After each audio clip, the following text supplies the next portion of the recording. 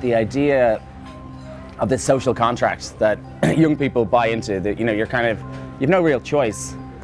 Society's already created the framework that you have to exist within, so you're expected to do these things and expected to take these steps. And like people like in Ireland, there's a big housing boom, and people got trapped in these little places miles away. People living in these places away from community, and not knowing their neighbours, not knowing their children, eating processed food, vacuum packed in plastic, and it's kind of horrible. Yeah.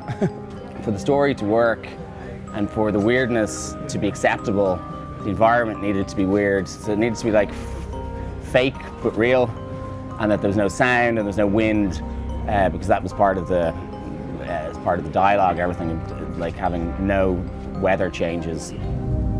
Imogen and Jesse are very funny. They were cool to work with, even though it's a really dark film. We had a lot of laughs, a lot of fun. I met Imogen in London, and she'd read the script, and we just talked for hours about.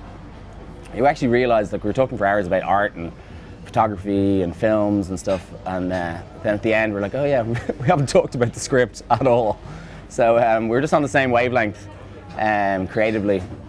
And then, so she came on board, and then we were thinking who to get as the guy, because you cast the one, the first person first, and then you think who would they go with.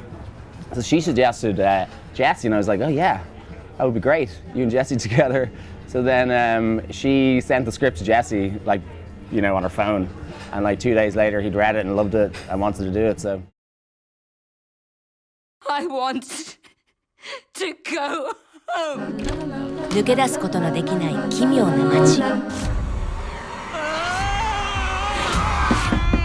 ビバリウム。